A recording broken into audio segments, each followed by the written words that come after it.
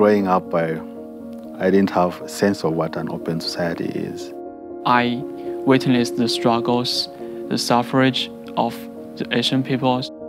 Back in my country, in Pakistan, in the past 10 years, more than 50,000 people died in the conflict. I was always highly interested in human rights issues. I was working for civil society, trying to promote economic justice, education, women's issues, freedom of religion. We are facing the terrorism, Poverty, corruption. We did not have the right solutions to give to people who were struggling at the community level. The gap I found behind all these things is the lack of policy.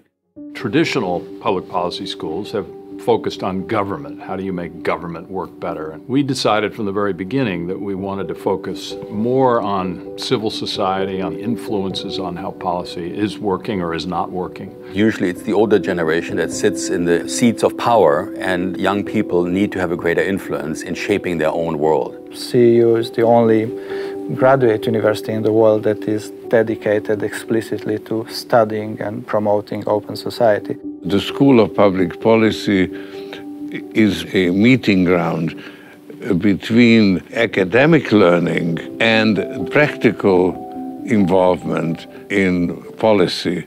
One of the things that really attracted me was how the course curriculum was designed. We do a series of courses called Skills for Impact. These are ways to sort of get across the really practical skills that you need in your career. Ranging from more general skills like leadership to very specific skills like how do you write a budget and how do you manage a project. I think the most interesting part of the school is the passion project. It's about finding and pursuing their passions and going out there into the world. We send out requests for proposals to host organizations such as Global Witness, Transparency International, and ask them, do you have an issue that we can work on for the next 2 years as a team with the faculty, and then present it back to you. I came to SPP because of the proximity of the university to the Open Society Foundations.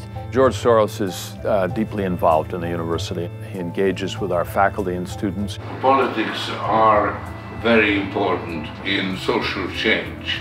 Maybe not as important as you would think because of the very general disillusionment with politics.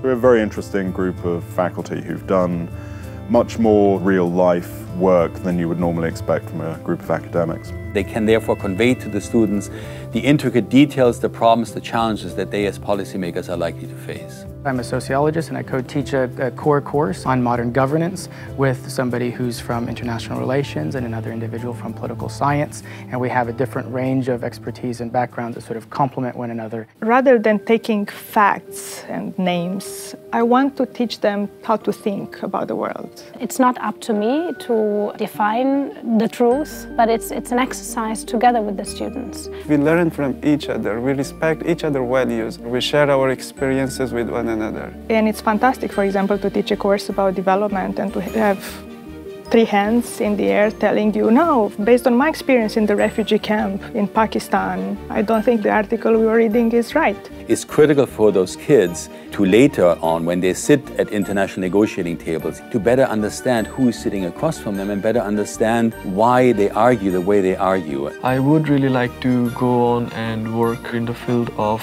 post-disaster, Migration, democratic transition, Conflict resolution through peace. To be an ambassador for my home country in Zimbabwe. To take on the world.